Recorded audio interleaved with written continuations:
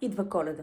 Един много прекрасен период от годината, в който повечето дами искат за себе си и за подарък да се възнаградят за изминалата година, като примерно си купат нов продукт, който да добавят в рутината си, или пък продукт, който да бъде с по-силна активна съставка или по-висок процент, както и ваучер за процедура, за която отдавна са си мечтали. Ако мислите да направите подарък на някой или на себе си за нови продукти, за по-сериозна грижа, като активни съставки и високи проценти, или пък изобщо сте решила да смените концепцията за грижа за кожата, останете до края на това видео и чуйте рамката, която ще ви кажа аз, защото тя може да ви спести доста проблеми. Само по себе си това намерение не е проблем.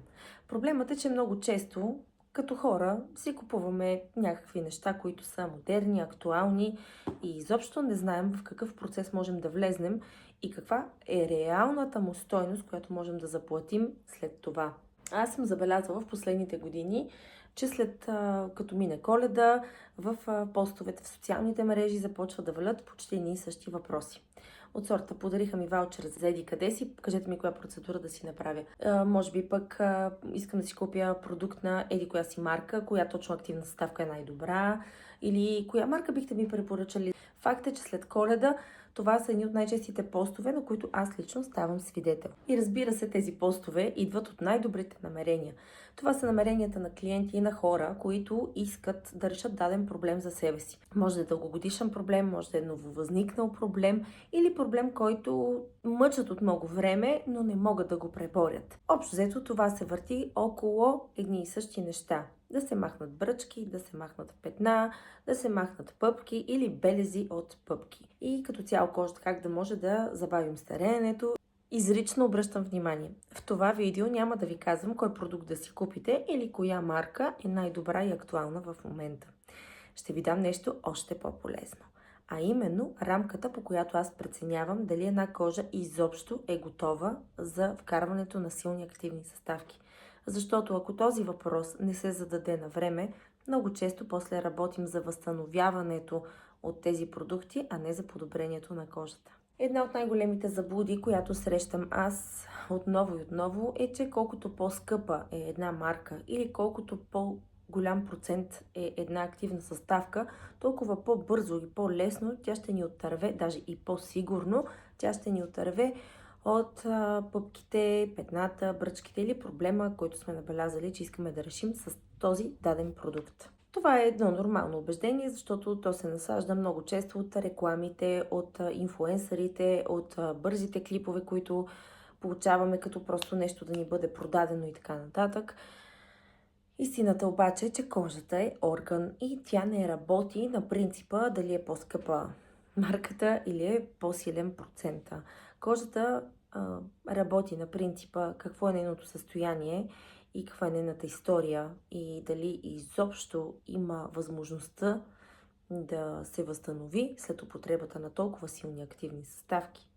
И кога и дали изобщо има смисъл на тази кожа да й бъде вкарвана такава активна съставка. Това, което ми се иска да се говори повече за него, но то всъщност много рядко се казва, е, че продуктите ретиноиди, киселини и подобните, слагам ги просто в един общ знаменател, не са просто продукти, които взимайки ги, прибавяйки ги към нашата рутина сутрин и вечер, ние ще оправим проблема. Ретиноидите са продукти, които променят процеса на кожата. И когато променят този процес, ние трябва да знаем дали кожата е готова за този процес да настъпи и дали има възможността изобщо да го премине, така че да остане здрава. Интересното, което повечето хора не осъзнават, е, че ретиноидите не само променят процесите в кожата, но и променят и личен социален живот. Хората, които започват да вкарват ретиноиди, изобщо не разбират кога започват да водят начина си на живот спрямо рутината си. Това е много интересно явление и сега ще навлеза малко по-дълбоко в него. Най-много ме възмущава в тази модерна грижа за кожата е, че тя изцяло може да промени начина на живот на човека. Казвам го от гледна точка на това. На първо място се купуват един-два продукта. После обаче човек влиза в... Влиза в модата и набавя следващи продукти. И се започва. кое с кое да комбинира, кое да бъде сутрин, кое да бъде вечер, кое с кое не може да комбинира, кое с кое е направо опасно да се комбинира. След този продукт този ли следва или по-скоро онзи. Сандвич метод ли да правя, до кога да го правя, кога да спра да го правя.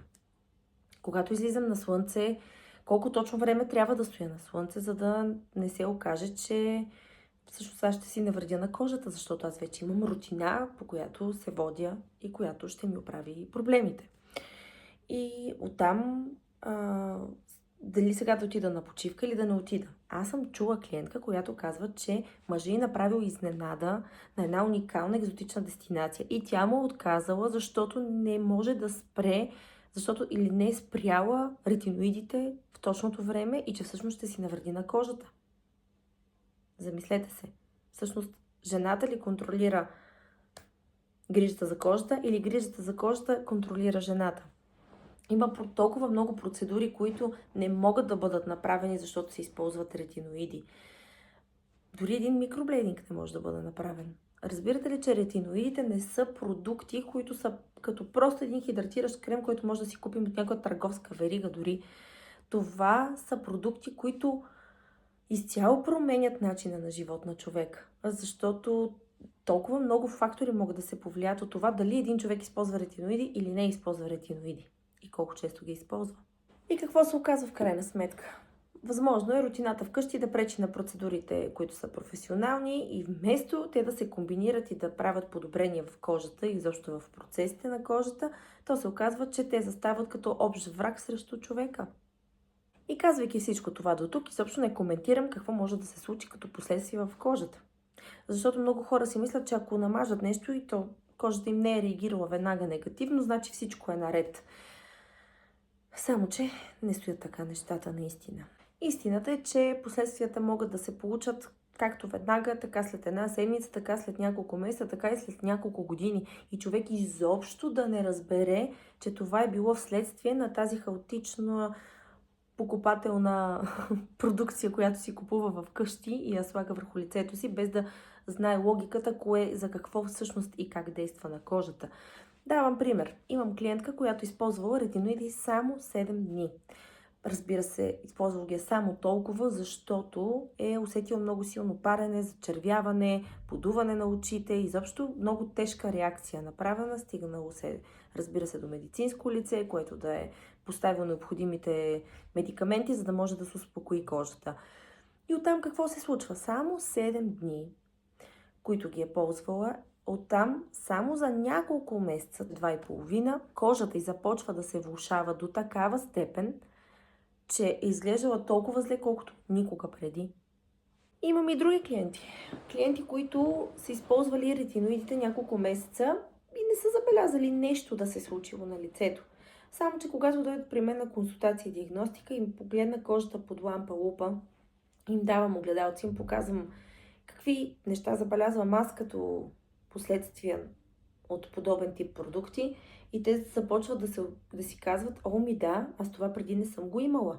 Това кога се е явило? Ма чакай, аз тези съм ги спряла, ама аз ги използвах само няколко месеца.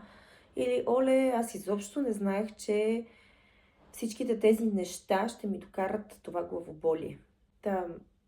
Има хора, които и с години използват ретиноиди и може и да не видят последиците. Нормално е. Крайният клиент не бива да може да разчита, че той сам ще разпознае симптомите, които показват, че една кожа не е окей с дадени продукти. Нормално е. Нормално е крайният клиент да прави цялото това нещо с грижа към себе си и да иска да си помогне. И същевременно е хубаво да има кой да го проследи и да му каже какво да направи. Дали да ги спре, дали да ги започне, на какъв интервал от време трябва да се слагат тези неща. Има ли изобщо смисъл да се слагат тези неща? Най-тежкото от всичко е, че тези дами не са го направили нарочно. Всички са го направили с идеята да си помогнат.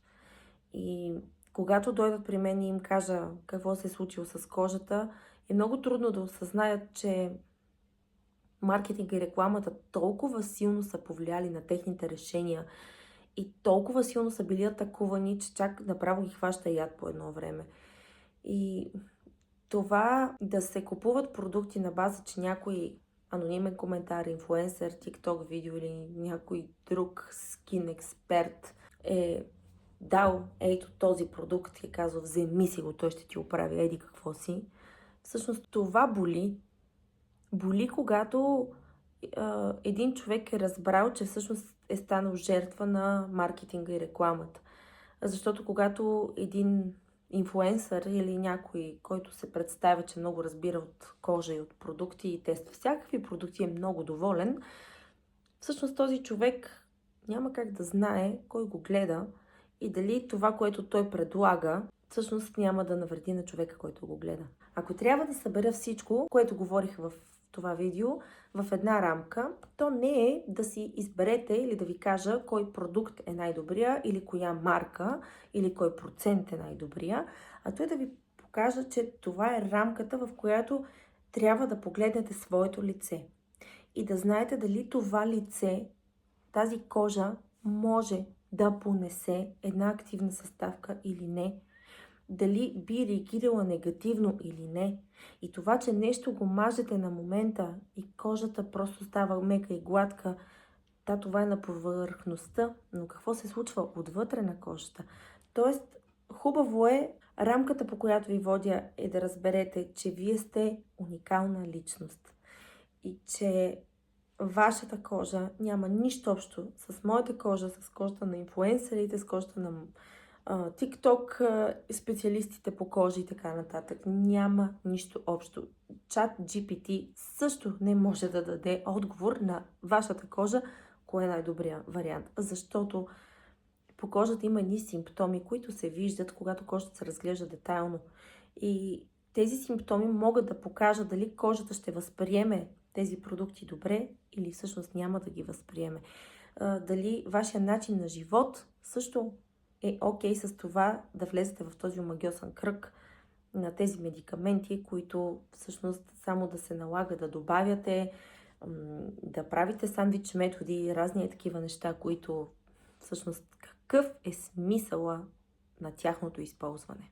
Ако това видео ви е било полезно до някаква степен или ви е накарало да погледнете кожата си под различен ъгъл, останете тук. В този канал аз говоря професионално, не чрез маркетинга и рекламата, а като човек, който работи с последствията и който разбира процесите в кожата.